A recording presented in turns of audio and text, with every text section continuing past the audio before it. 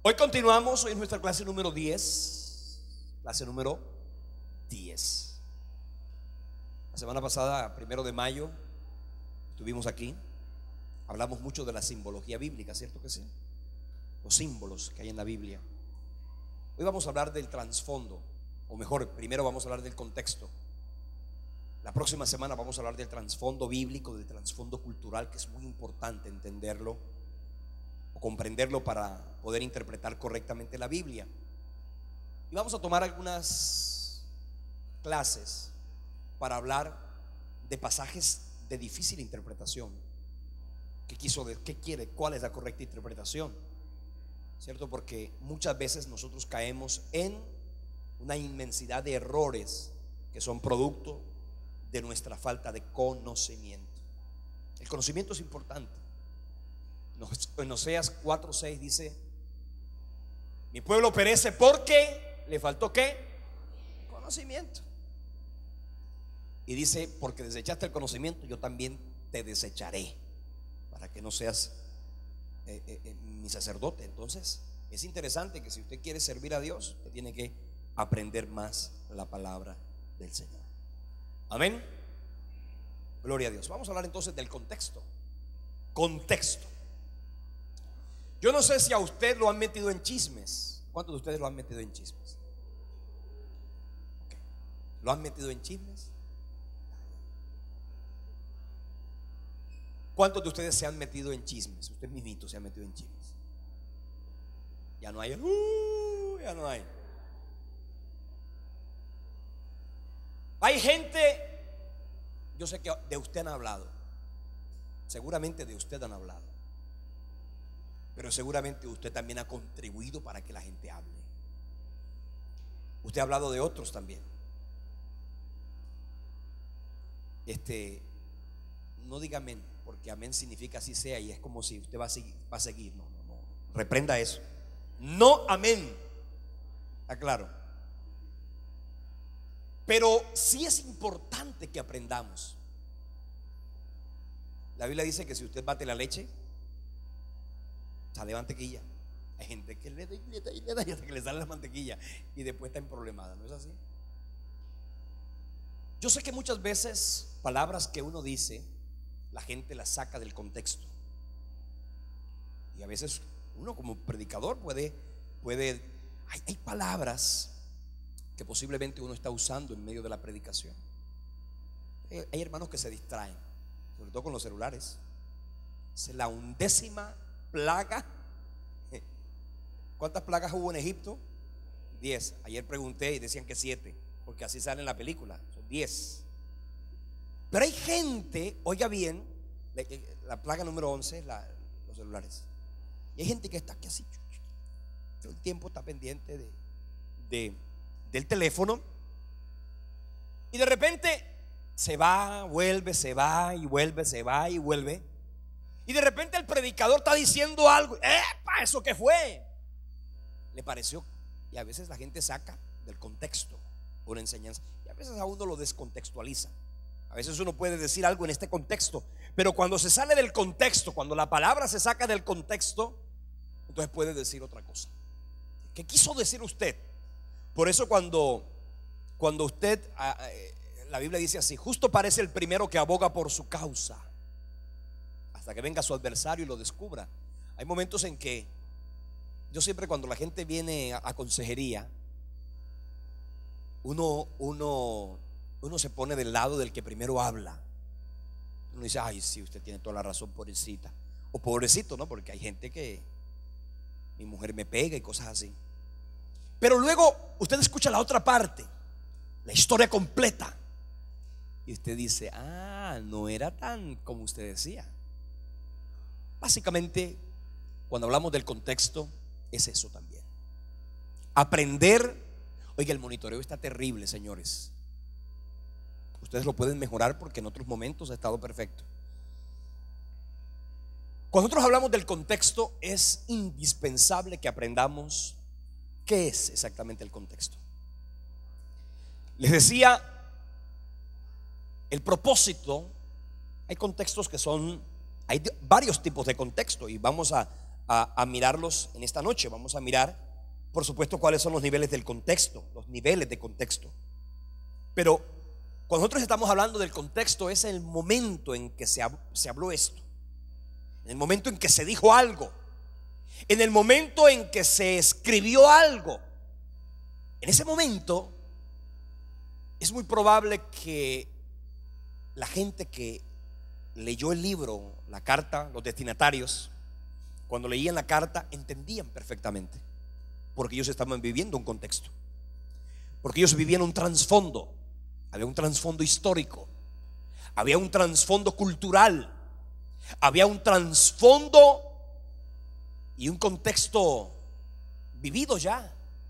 Entonces, cuando uno está leyendo la Biblia, si usted no tiene en cuenta ese contexto, usted va a vivir tomando de la Biblia algunas cositas, sustrayendo de la Biblia algunas palabras que le parecen lindas, pero que de alguna manera el que usted no tenga el cuadro completo le va a impedir a usted comprender y crecer como Dios quiere que usted crezca.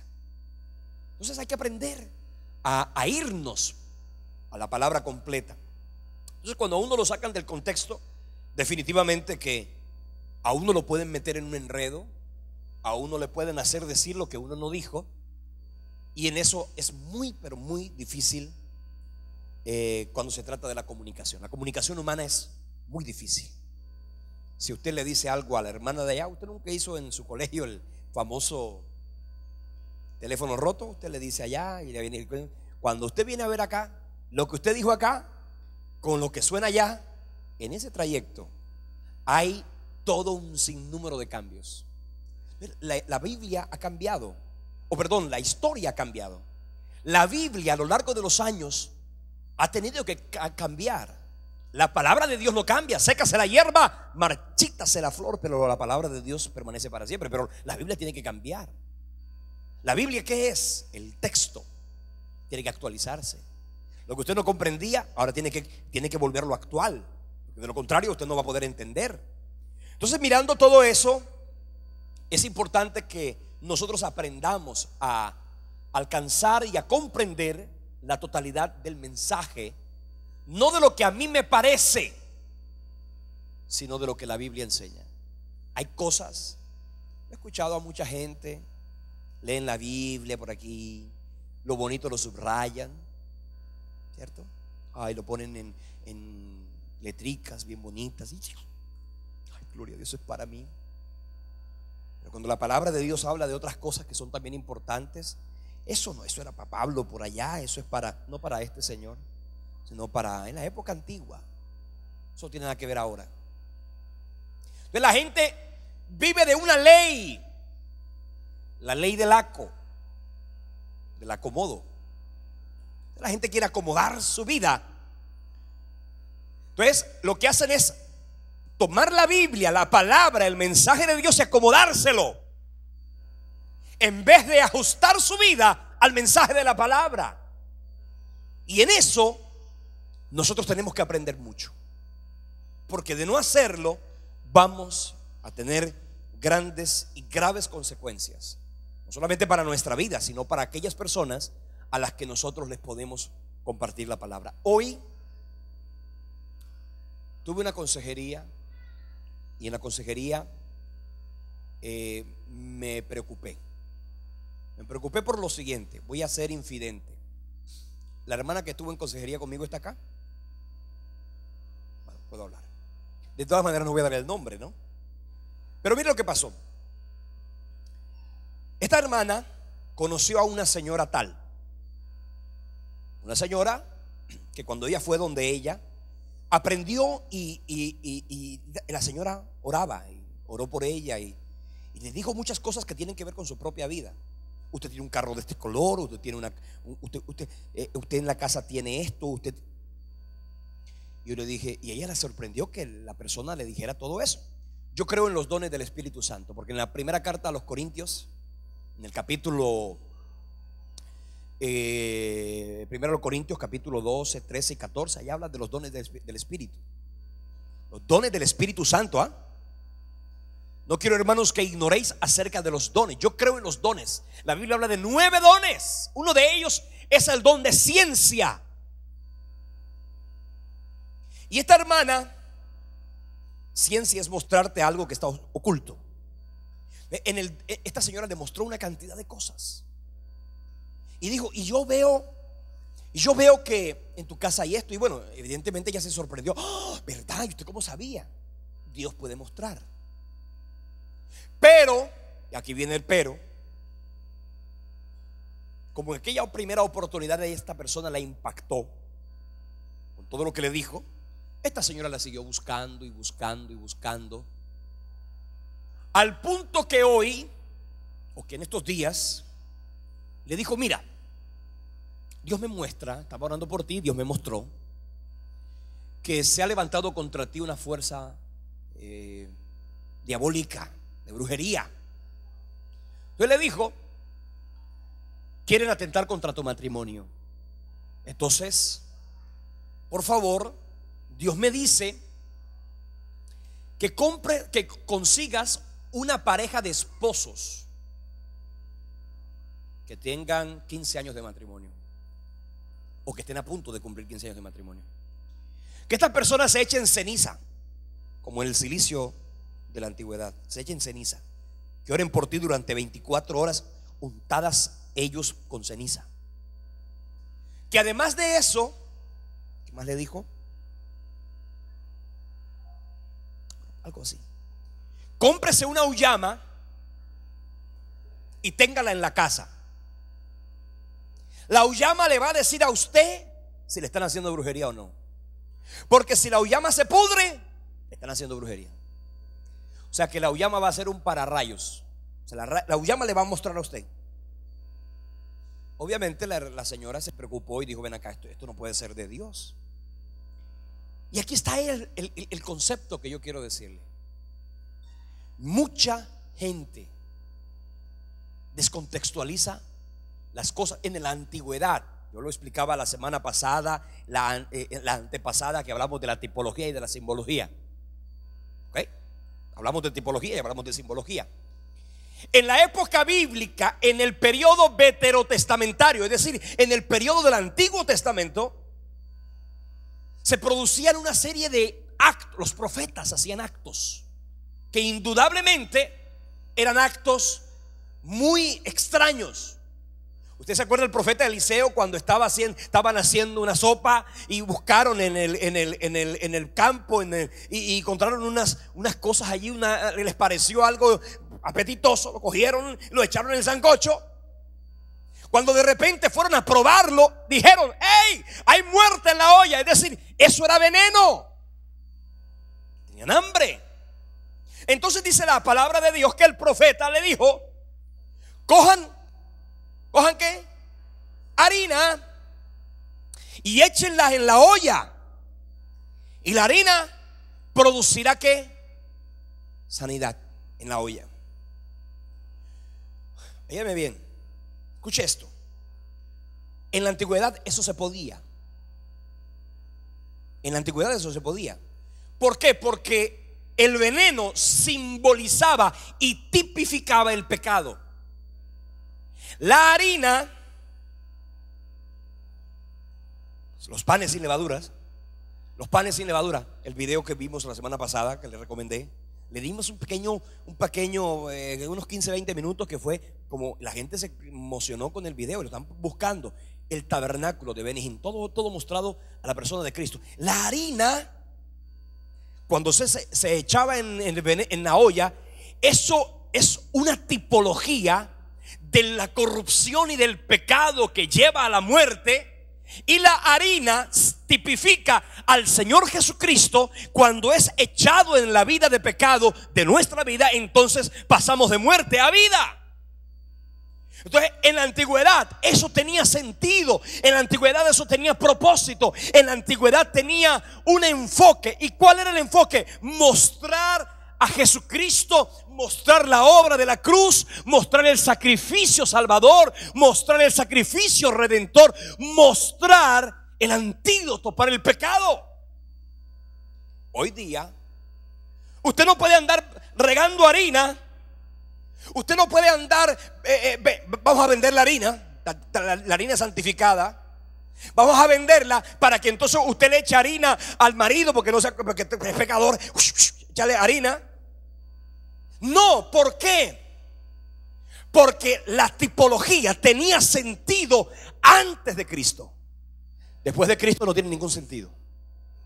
Después de Cristo, el sacrificio de la cruz consumó la obra tipológica. Por lo tanto, tenemos que aprender como iglesia que en un contexto antiguo, en ese contexto antiguo eso tenía sentido, pero en la actualidad no tiene propósito.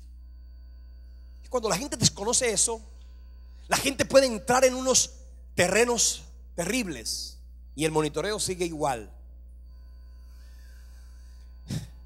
Venga, alguno de ustedes por favor se pone aquí para que escuche, y eso nos va a ayudar mucho. El monitoreo sigue igual. Entonces, fíjese, la uyama. Imagínense que la uyama, de que la uyama me muestre. Así que, no, hermano, váyase a la presencia de Dios. Como yo le decía, a mí que me importa que me digan que yo tengo un carro blanco. Es que yo sé que tengo un carro blanco. Dios me muestra que tiene un carro blanco. Yo sé que tiene un carro blanco la hermana. Lo que entonces implica no es saber lo que usted ya sabe, que le diga lo que usted ya sabe. Lo importante es que usted aprenda la palabra y no ande buscando revelaciones o explicaciones, porque usted no puede seguir viviendo como un ciego. Usted tiene que crecer, usted tiene que madurar.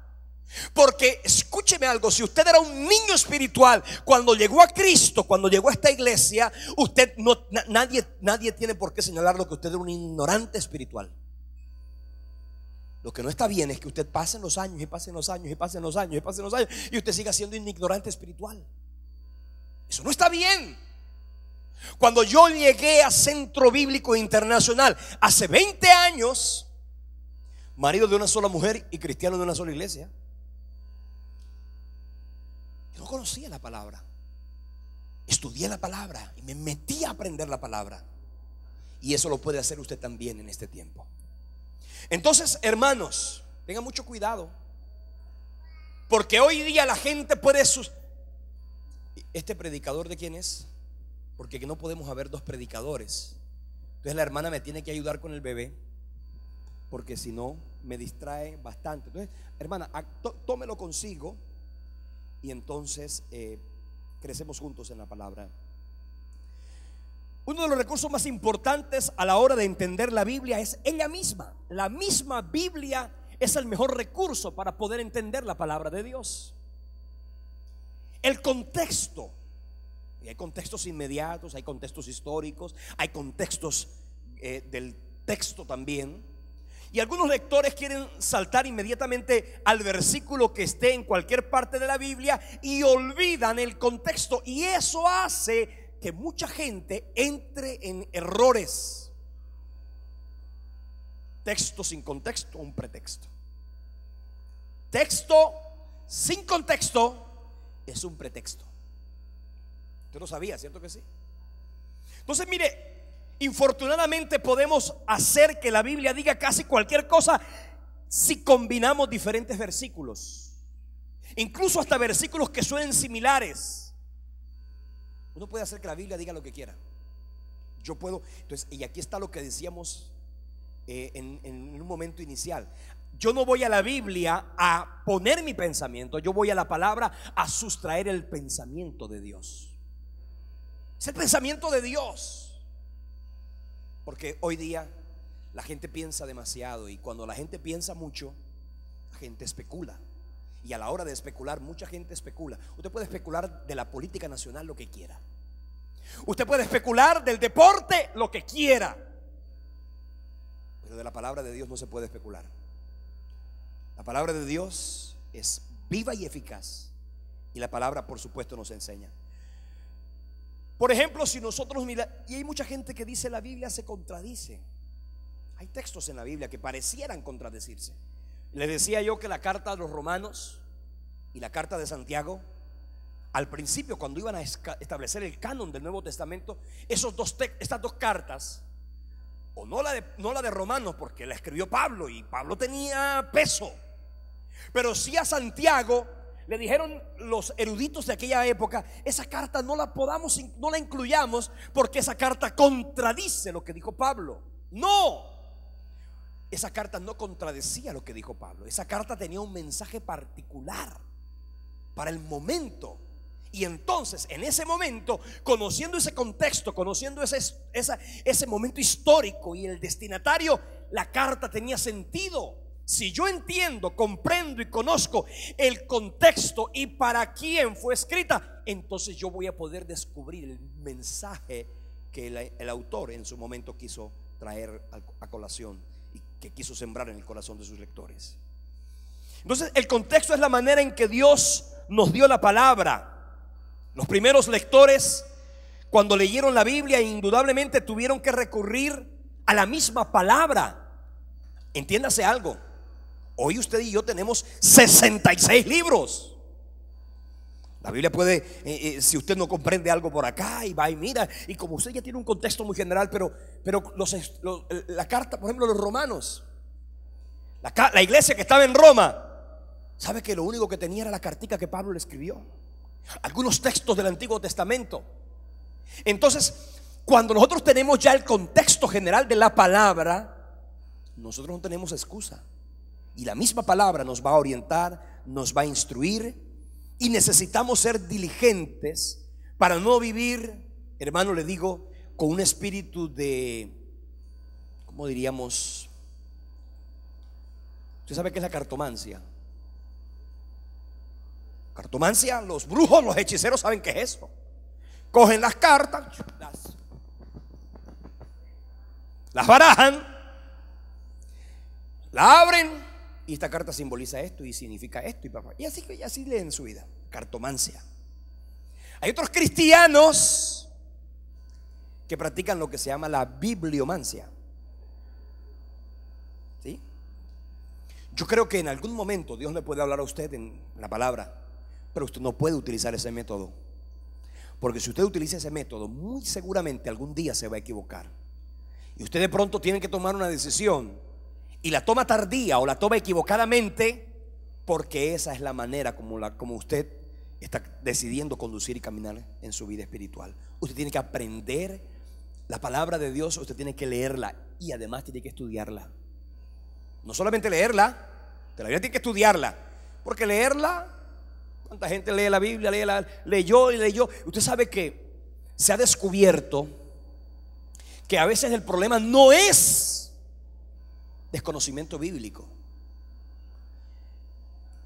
En la universidad, en el ámbito secular, yo acabo de hablar con una vicerrectora de una universidad, y hablando con la vicerrectora de la universidad, ella nos decía: mire, pastor, tenemos 4,000 estudiantes y tenemos problemas. ¿Usted sabe cuál es el mayor problema de nuestro estudiantado? La mala comprensión de lectura. Hay gente que tiene la comprensión de lectura totalmente mala, porque no están acostumbrados a leer. No leen, y ojos que no leen con razón que no saben. No leen. Entonces, como no leen, tienen una terrible ortografía. La ortografía no se corrige escribiendo, la ortografía se corrige leyendo. Escriben burro con B pequeñita, cosas así. ¿Ves?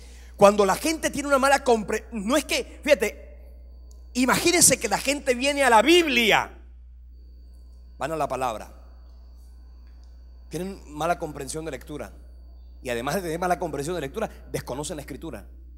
¿Qué puede salir de allí? Escúcheme algo: que una oveja tenga mala comprensión de lectura es grave. Que una oveja no conozca la palabra es grave. Pero el problema es que se han levantado en las ciudades predicadores que ellos mismos se llamaron, que ellos mismos se establecieron, que ellos mismos se impusieron manos, y que ellos mismos se fueron allá a la 43, le mandaron a hacer una tarjeta de pastor y ya somos pastores. Y eso hay así. Y no, cuando uno dice así, no son 5, es bastante, ¿no? Así. Entonces la gente está en un estado de completo desconocimiento. Y eso de verdad que es muy preocupante. De verdad que es muy preocupante, porque la Biblia entonces dice: ciegos guiando a otros ciegos. ¿Para dónde van? Para el hoyo. Entonces eso es importante. Usted no puede estar tomando versículos al azar o suponiendo que otros son los que deben interpretar la Biblia. Le decía yo que hace unos 15 días leía yo al señor Francisco allá de Roma: solamente la Iglesia Católica está facultada en el planeta para interpretar la Biblia. Se lo leí aquí, ¿cierto que sí? Escrito. Solamente ellos. La Biblia dice que la escritura no es de interpretación privada. Entonces eso es interesante de destacar. Usted tiene que buscar la palabra. La Biblia dice en el Proverbios 2, del 2 al 5, dice: haciendo estar atento tu oído a la sabiduría, si inclinares tu corazón a la prudencia, si clamares a la inteligencia y a la prudencia dieres tu voz, si como a la plata la buscares y la escudriñares como a tesoros, entonces ¿qué? Entenderás el temor de Jehová y hallarás el conocimiento de Dios. O sea que el conocimiento de Dios no llega por hipnopedia. Usted se acuerda que antes decían que el curso de inglés por hipnopedia. ¿Quién aprendió inglés por hipnopedia? Nadie. Comprando y pagando cursos de inglés, la gente acostada oyendo y no, eso no se aprende así. Pierde la plata y pierde el tiempo y el sueño también. Eso no sirve. La hipnopedia. Y hay gente que quiere aprender la palabra de Dios por hipnopedia. No, señor. La palabra de Dios hay que escudriñarla. La palabra de Dios hay que estudiarla, para que entonces, como a la plata, ahí le gusta la plata, ¿a quién no? Pero el conocimiento de Dios queda por allá relegado, quién sabe a dónde. Y eso es preocupante. Y eso es preocupante. Los creyentes hoy día corren detrás del milagro, pero cuando se trata del conocimiento hay que empujarlo. Y mire que venga el miércoles, mire que venga el miércoles. ¿Por qué? Porque la gente está interesada en solamente, como el pajarito que le ponen la comida en la boca. Cuidado. Entonces entenderás el temor de Jehová y hallarás el conocimiento de Dios. Proverbios 4:7 dice: sabiduría ante todo, adquiere sabiduría, y sobre todas tus posesiones adquiere inteligencia. Quiere decir, estudia la palabra. Cuando yo me convertí hace 20 años, yo prefería un libro que una camisa. Yo prefería un libro que una camisa. Yo me llené del conocimiento de Dios. Yo estudiaba la palabra. Yo lo hice desde el principio. Entonces es interesante que usted tiene que salir de la zona de mediocridad. Sabiduría ante todo. Adquiere sabiduría. Y por supuesto, hallarás el conocimiento de Dios. El Señor dice en Proverbios 8:17: yo amo a los que me aman y me hallan los que temprano me buscan. ¿Estás buscando a Dios? Ay, no es que Dios está conmigo. Sí, con el impío también está Dios, porque Dios está en todas partes. Hasta en el infierno está Dios. ¿A dónde me iré de tu espíritu? ¿A dónde huiré de tu presencia? Si subiera a los cielos, allá estás tú. Si en el Seol y si en el estrado, aún allí tú estás. Así que no se trata únicamente de decir: yo estoy en la presencia de Dios. Tú estás en la presencia de Dios, pero tienes que buscar a Dios. ¿Estás buscando a Dios? ¿Cómo se busca a Dios, pastor? En medio de la oración y en medio de la palabra. Si usted no tiene oración, usted no tiene palabra, usted está buscando una aguja en un pajar con la luz apagada. Por eso dice la Biblia: lámpara es a mis pies tu palabra, lumbrera mi camino. La palabra de Dios es la que le orienta y le dirige. La Biblia dice en 2 Timoteo 2:15: procura con diligencia presentarte a Dios aprobado, como un obrero que no tiene de qué avergonzarse, que traza, que usa bien La palabra de verdad. Así que quiere decir que yo puedo usar mal la palabra de verdad. La palabra de verdad la puedo usar mal. Y si yo uso la palabra de verdad mal, estoy equivocado. Ah, no, pero es que tiene algo de verdad. Más por menos, ¿da qué? Menos. Si hay una gran verdad, pero también hay una gran mentira, se dañó. El pudín no sirve si tiene arsénico. Aunque sea una gota, no me sirve. Y eso es importante que lo aprendamos. No es bueno depender de que sea otro el que te oriente, el que te dirija. No es bueno depender del ministro, del pastor. No es bueno depender del maestro siquiera. Es que usted tiene que depender ¿de quién? Del Espíritu Santo. Y a la luz de la palabra, ir y conocer la verdad y el mensaje de Dios. Los versículos sacados fuera de su contexto casi siempre quieren decir algo diferente cuando son leídos en el contexto. Aislar los versículos de su contexto le falta el respeto a la autoridad de las Escrituras, puesto que este método de interpretación no puede ser aplicado de manera coherente a toda la Escritura. Hay textos que usted puede leerlos sin mirar el contexto. Proverbios. ¿Usted sabía que el libro de Proverbios usted lo puede leer sin estudiar el contexto? Usted no necesita conocer el contexto. Por ejemplo, este proverbio que dice así: detén tu pie de la casa de tu vecino, no sea que hastiado de ti te aborrezca. Ese versículo es único ya. No tiene que buscar el contexto, qué quiso haber. No, estaba diciendo, sea prudente. Cuando uno comienza a leer Proverbios, el libro de los Proverbios son enseñanzas dadas por Dios para la sabiduría del pueblo. Usted no necesita conocer el contexto del libro de los Proverbios. El libro de los Proverbios usted puede leer por acá, por allá. El libro de los Proverbios usted lo puede leer sin contexto, pues son proverbios. Inclusive el libro de los Salmos. Usted puede leer un libro de los Salmos y de una manera maravillosa ahí aprender. Pero escúcheme bien, usted aprenderá del libro de los Salmos muchas cosas. Por ejemplo, el Salmo que leímos hoy, lindo, ¿ah? Con el que cantamos, maravillosa canción. Usted lo puede decir, ay, qué chévere ese salmo. Pero cuando usted dice, oye, ¿en qué momento se escribió ese salmo? Usted se enamora más de Dios. Por ejemplo, el Salmo 51, lindo. Usted lo lee y, oye, cuando usted dice, ese salmo lo escribió David cuando pecó contra Dios, llegándose a Betsabé y matando a Urías. Y usted ve allí el corazón de un hombre que había caído, que había faltado, que había pecado. Usted lee eso allí y usted dice, caramba, definitivamente. Ya cuando usted conoce el contexto, usted aprende, usted le saca más información, más riqueza a la palabra de Dios. ¿Ha leído el Salmo 51?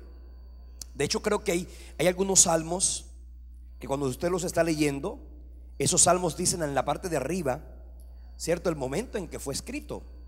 Vamos a ver el Salmo 51 si mi Biblia lo registra así también. Acuérdense que esos títulos no son bíblicos, son simplemente títulos que los autores y los traductores de la Biblia les colocan. Mira, aquí lo dice, pero eso no estaba en el original. Eso se lo colocaron allí como para ayudar a los hermanos que Salmo de David, cuando después que se llegó a Betsabé, vino a él Natán el profeta. O sea, fue un momento importante. Si usted comienza a leer eso, definitivamente a usted le va a ayudar. El Salmo 3, guay, qué increíble. Cuando dice el Salmo 3, Salmo de David, cuando huía de Absalón, su propio hijo. Mira, David no le tuvo miedo a Goliat. David se enfrentó a los filisteos. David era un guerrero. ¿Y porque ahora está? Ay, ¿cuántos se han levantado contra mí? Muchos son los que no eran muchos, era uno solo, su hijo Absalón, que venía y sabes que él estaba inhabilitado. Él se consideraba incapaz de levantar su mano contra su propio hijo. El contexto te dice, wow, increíble, el contexto me habla. Yo cuando leo el contexto entiendo mejor aprendo más y puedo descubrir tesoros escondidos. Tesoros escondidos que están allí. Tesoros que me instruyen, que me orientan. Tesoros que me permiten a mí avanzar en mi conocimiento espiritual. Y así, por supuesto que podemos ir aprendiendo y aprendiendo mucho más. ¿Dónde se consiguen los contextos? Bueno, fíjate que aquí hay un machete, ¿no? Usted tiene que, un creyente debe buscar y tener un comentario bíblico. Hay comentarios bíblicos que son muy buenos. No se vaya a la internet, porque cuando usted va a la internet, acuérdese que ahí en la internet se monta mucha gente, ¿eh? Se montan, de todas las religiones montan comentarios. Y entonces usted dice, ¿cuál comentario puedo yo leer que que esté bien? Usted va en la internet. Si usted no tiene, eso es como el que tiene oído para la música. El que tiene oído para la música puede estar por allá desocupado o ocupado, se le embarró, desafinó. Yo no me doy cuenta cuando alguien desafina. No tengo ni la más mínima idea cuando alguien desafina, porque seguramente y muy seguramente yo también desafino y tampoco me doy cuenta. Pero cuando alguien dice una herejía, ¡epa! Ahí hay una herejía. Ahí sí no me echan cuento a mí. Usted puede cantar lo que quiera, que yo no me doy cuenta. Pero como usted diga algo en contra de la palabra, ahí sí. Es de la misma manera.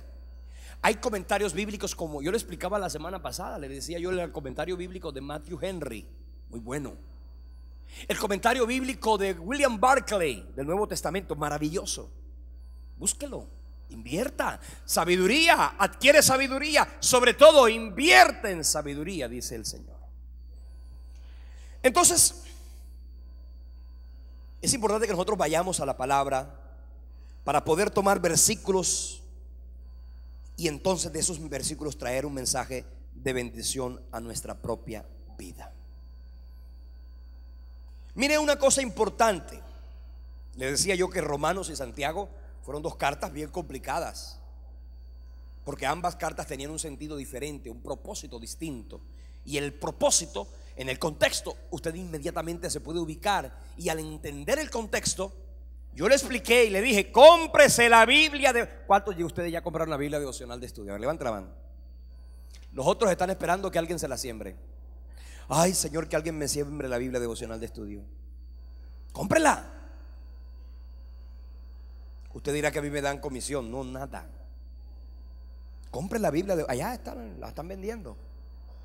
¿Cuánto vale? 30,000. 28 bajó. Hermano, qué bendición. Entonces, vaya la palabra de manera correcta. Entonces, cuando leemos Pablo, mire, por ejemplo, si usted lee Romanos, vamos a leer Romanos un poquitico. Romanos, vamos a la palabra de Dios. Vamos a la palabra. Dice así la Biblia, Romanos capítulo 5.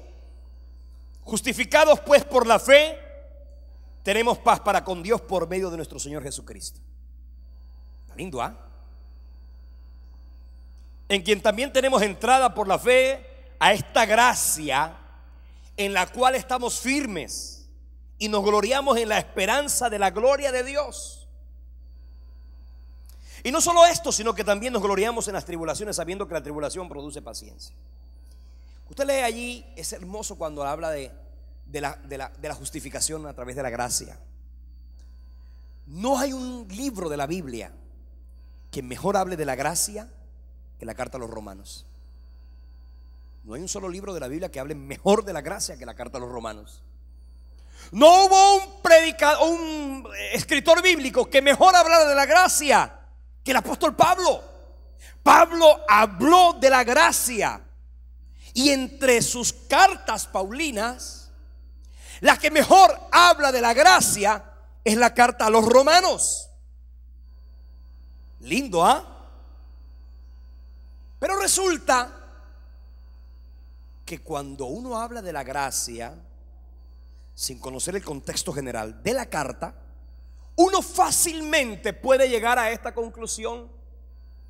Y por eso Pablo lo explicaba. Oiga, señores, en el capítulo 6, perseveraremos en el pecado para que la gracia abunde en ninguna manera.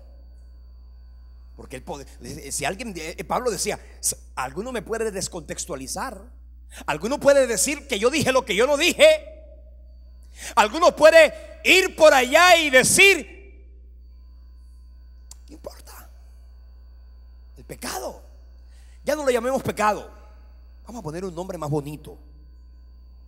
Vamos a ponerle, porque es que hay gente que quiere usar un lenguaje como para que la gente no se hiera, como para que la gente no se lastime, como para que la gente no se resienta. Y quieren volverlo todo bonito. No llamemos pecado, pongámosle otro nombre. Una falta, un error, un desliz. Pongámosle otro nombre. Pero sabe que la Biblia no le llama ni de error, ni le llama pecado. Pecado es pecado. Señores, ¿hay pecado mortal y venial? No, todos los pecados son mortales, porque la paga del pecado es muerte. Todos los pecados conducen a la muerte. Señores, eso es grave, La Biblia, algunos no quieren hablar del infierno. ¿Sabe que la Biblia habla del infierno? ¿Verdad, pastor? Sí, bastante. Pero entonces pasan por alto esos versículos. No, esos versículos eran para allá. No, están ahí. Infierno, lago de fuego. Oye, el mensaje del Señor Jesucristo no fue un mensaje. Cristo tenía un mensaje de amor. Mire, eso es lo que me encanta del Señor. Al caído, Jesús lo restauraba. ¿Dónde están los que te acusan? Ni yo te condeno. Vete y no peques más. Eso se llama gracia. Vete y no peques más. Pero al que se las daba de muy grande, el Señor le decía: sepulcro blanqueado. Oye, tremendo. Así que no era que Jesús tuviera dos mensajes, era que Jesús sabía tratar a la gente de manera correcta y adecuada. Hoy día no se quiere hablar de infierno. No hablemos del infierno, porque la gente, ay, no, el infierno no. Señores, la Biblia habla del infierno. La Biblia habla de pecado. La Biblia habla de adulterio. La Biblia habla de fornicación. La Biblia habla de las obras de la carne. La Biblia habla de la muerte. También habla de la bendición, de la abundancia. La Biblia también habla de todo eso. Y es que una cosa no está en contra de la otra. Es que son el mismo mensaje de Dios para el hombre. Y eso hay que aprenderlo, y eso hay que tenerlo claro. Resulta que Pablo, porque usted dijo: pastor, estamos en Romanos, vamos a ir a Romanos. En el capítulo 5 Pablo habla de la gracia. De manera comienza el apóstol Pablo a hablar de la gracia, de la gracia, de la gracia, de la gracia y de la gracia, y de la gracia. Lindo como Pablo habló de la gracia. Pero es que, señores, en el capítulo 1 y en el capítulo 2 Pablo comenzó dando rejo. Aquí está la Biblia. ¿Quiere que leamos lo que Pablo dijo del pecado? Porque es que como la gente no quiere hablar de pecado, vamos a hablar de pecado. La ira de Dios. Mire, Pablo, estoy hablando de que Pablo habló de la gracia maravillosamente, hermosamente. Los señores de Creciendo en Desgracia, ya ellos pasaron de moda. Porque el que dijo, todo lo que dijo, fíjate cómo está el señor este. Romanos capítulo 1 dice: porque la ira de Dios. No hable de ira, por favor, no hable de ira, pastor. Hable del amor de Dios. Yo hablo del amor de Dios, pero también tengo que hablar de la ira, porque es que la Biblia, ambos mensajes están allí. Porque la ira de Dios se revela desde el cielo contra toda impiedad e injusticia de los hombres que detienen con injusticia la verdad. Porque lo que Dios se conoce les es manifiesto, porque Dios se lo manifestó. Porque las cosas invisibles de Él, su eterno poder y deidad, se hacen claramente visibles desde la creación del mundo, siendo entendidas por medio de las cosas hechas, de modo que no tienen excusa. Pues habiendo conocido a Dios, no le glorificaron como a Dios ni le dieron gracias, sino que se envanecieron en sus propios razonamientos, y su necio corazón fue entenebrecido. Profesando ser sabios, se hicieron necios. Cambiaron la gloria de Dios incorruptible en semejanza de imagen de hombre corruptible, de aves, de cuadrúpedos, de reptiles. Por lo cual también Dios los entregó, aquí dice, a la inmundicia, en la concupiscencia de sus corazones, de modo que deshonraron entre sí sus propios cuerpos. Cambiaron la verdad de Dios por la mentira, honrando y dando culto a las criaturas antes que al Creador, el cual es bendito por los siglos de los siglos. Amén. Por eso Dios los entregó a pasiones vergonzosas, pues aún sus mujeres cambiaron el uso natural por el que es contra naturaleza. Y de igual modo también los hombres, dejando el uso natural de la mujer, se encendieron en su laxiga unos con otros, cometiendo hechos vergonzosos hombres con hombres, y recibiendo en sí mismos la retribución debida a su extravío. Y como ellos no aprobaron tener en cuenta a Dios, Dios los entregó a una mente reprobada para hacer cosas que no convienen, atestados de inmundicia, de toda injusticia, de fornicación, de perversidad, de avaricia, de maldad, llenos de envidia, homicidas, contendores, engañosos, malignidades, murmuradores, detractores, aborrecedores de Dios e injuriosos, soberbios, altivos, inventores de males, desobedientes a los padres, necios, desleales, sin afecto natural, implacables, sin misericordia, quienes habiendo entendido el juicio de Dios, que los que practican tales cosas son dignos ¿de qué? Y ahí dice muerte, y no es la muerte física. Bueno, la muerte física le toca al creyente y al incrédulo. La muerte espiritual. ¿Dónde es la muerte espiritual? Lake of fire, lago de fuego. Muerte segunda. Y dice, no solamente los que las hacen, sino los que se complacen con aquellos que las practican. Y mira, entonces fíjate el contexto, Pablo comenzó hablando de culpa, de arrepentimiento, de pecado. Porque es que la gente no va a poder entender la gracia de Dios. La gracia de Dios no se entiende si primero tú no te sientes culpable. La gracia de Dios bíblica, la verdadera gracia de Dios es salvación para el pecador, para el que se reconoce pecador. Mire, si usted no se reconoce pecador, usted no puede comenzar la vida eterna. La verdad, la primera verdad, cuando yo me convertí en esta iglesia hace 20 años, me enseñaron las 5 verdades fundamentales. 5. Y eso no ha cambiado, están en la Biblia. 5 verdades.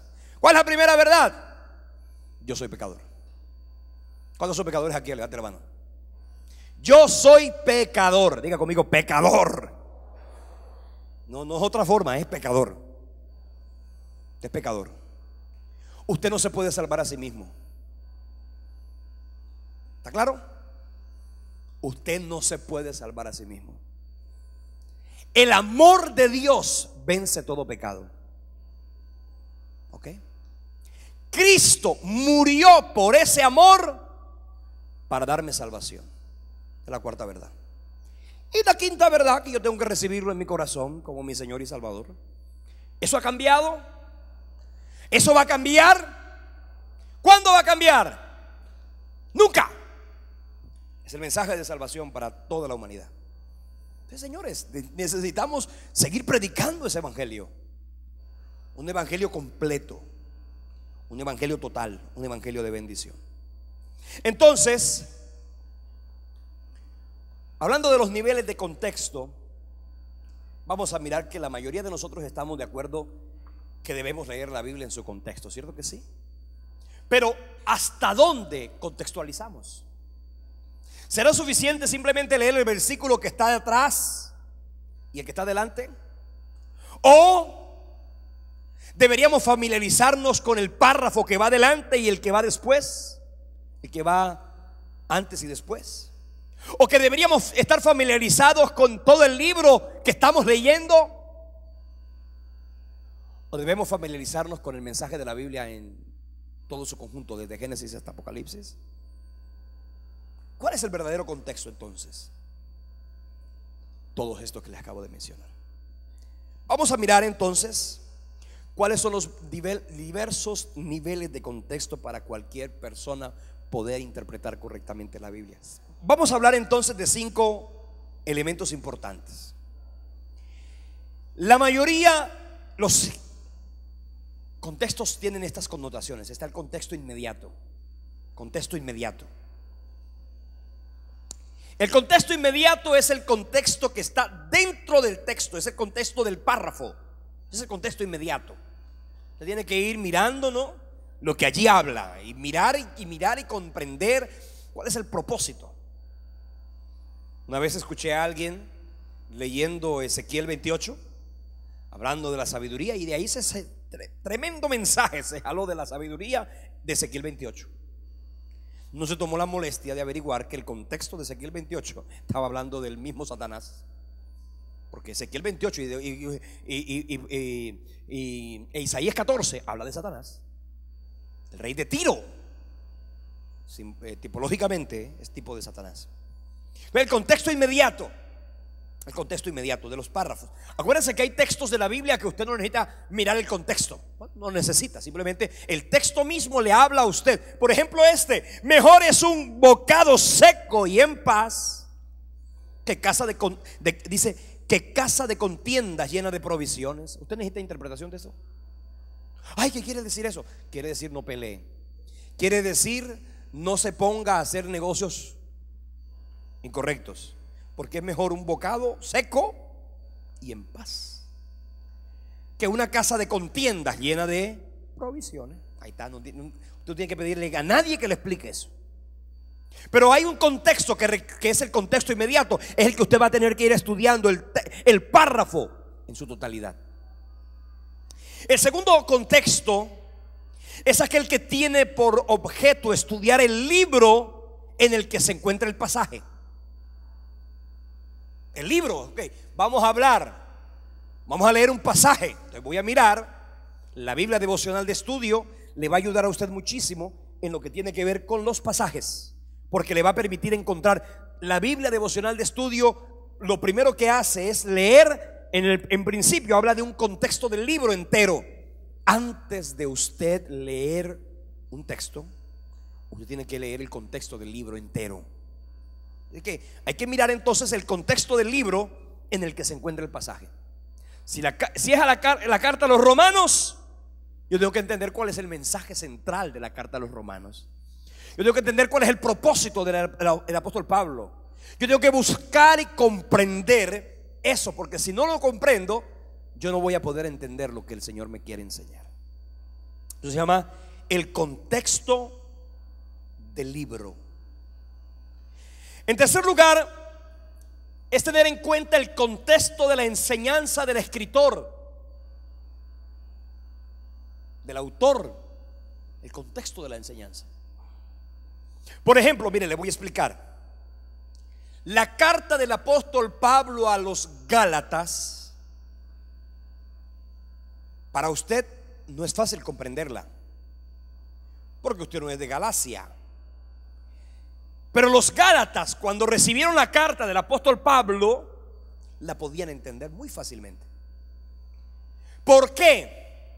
Porque según lo que yo leo en Hechos de los Apóstoles, capítulo 18, versículo 11, encuentro que Pablo se detuvo allí 1 año y 6 meses enseñándoles a ellos la palabra de Dios. Quiere decir que cuando le llegó la carta de Pablo a los Gálatas, ellos estaban familiarizados con el mensaje de Pablo, con el sentido de Pablo, con el propósito de Pablo, porque Pablo había vivido en Galacia 1 año y 6 meses. O sea, el mensaje del escritor para los cristianos de Galacia estaban comprendidos. Hechos 18, versículo 11, ¿lo pusiste, Nuris? Muy bien. Entonces todo lo que usted aprenda acerca de la enseñanza del autor le va a ser de mucha utilidad. Estudiar la literatura paulina, estudiar la literatura de Juan, poder entender el mensaje, poder comprender el contexto. Entonces el autor, o sea, el mensaje central del autor. El cuarto lugar es el contexto de información compartida. ¿cierto? Es el trasfondo que el escritor original compartía con sus lectores. Por ejemplo, información compartida. No hablemos de Pablo, hablemos del autor a los Hebreos, que no sabemos quién lo escribió. El autor a los Hebreos partía de un elemento básico, y era lo siguiente: el autor a los Hebreos conocía perfectamente la ley mosaica.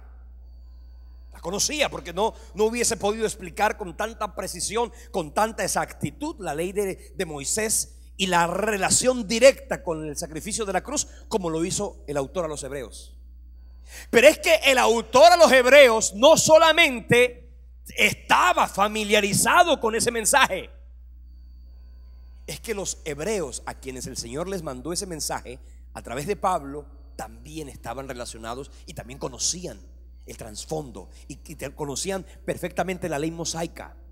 Por eso hay cosas que el apóstol escribió a los hebreos, no tuvo la tarea de explicarlo, porque él suponía que los destinatarios comprendían exactamente lo que él estaba enseñando. Por eso usted entiende, por ejemplo, Mateo fue escrito a los cristianos judíos, a los judíos que se habían convertido a Cristo. Entonces ahí usted va a encontrar el propósito de Pablo, y por eso él hace tantísimas, de Mateo, hace tantas referencias del Antiguo Testamento, lo que no hizo Marcos. Marcos fue directo, porque es la cultura griega. Los griegos tenían que ser directos.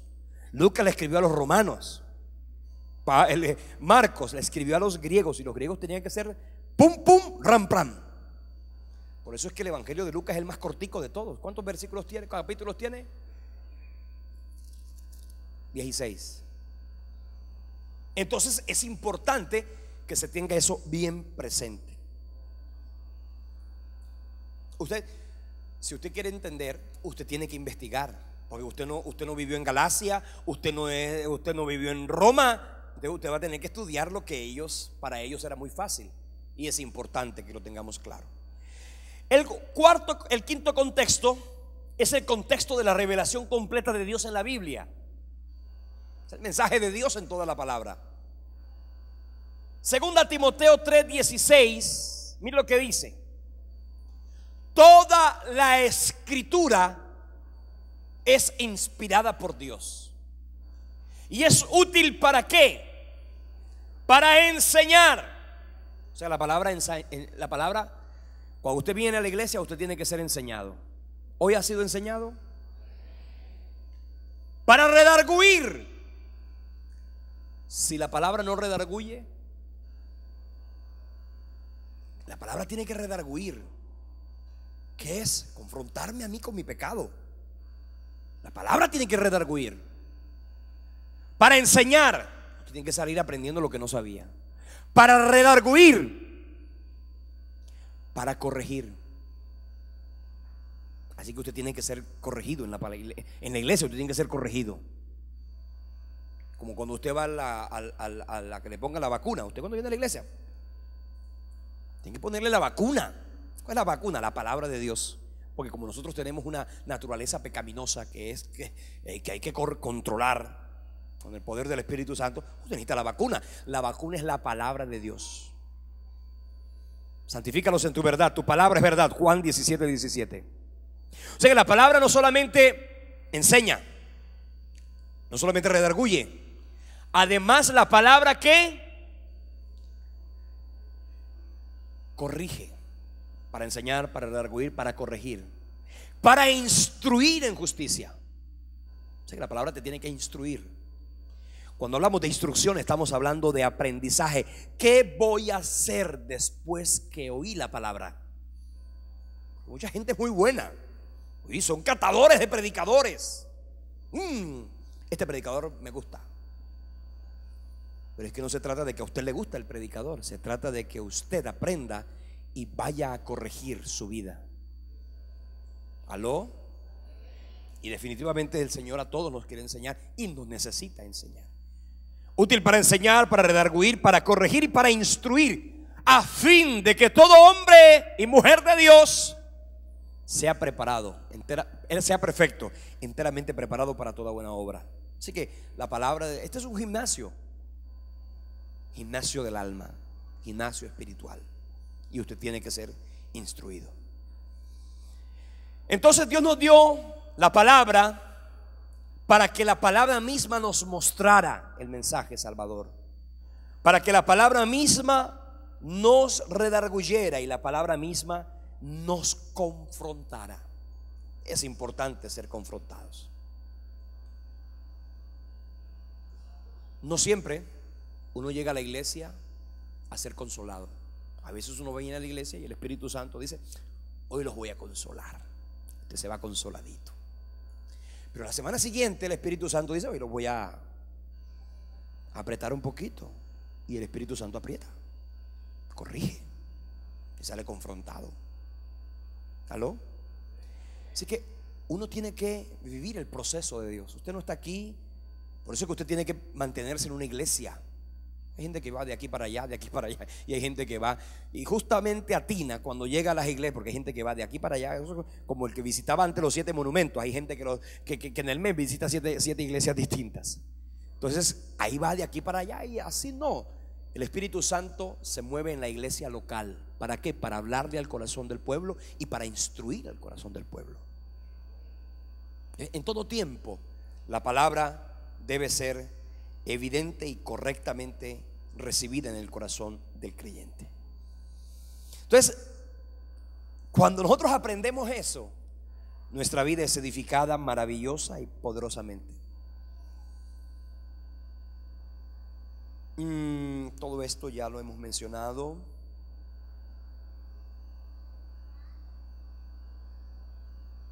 Ojo, importante esto. Algunas personas citan la escritura fuera de contexto y alegan que están en lo correcto porque poseen una especial autoridad o una revelación especial dada por Dios. Algunos dicen: yo leí y esto dice esto y esto significa esto. Esto suele suceder mucho en las iglesias donde no hay autoridad sobre la congregación. La gente dice y no hay, y el predicador dice, ¿y quién le dice al predicador algo? Nadie, ¿cierto? De pronto no tienen autoridad sobre sí. Y quiero decirle, uno tiene que estar bajo autoridad, porque cuando uno se equivoca, alguien lo tiene que corregir.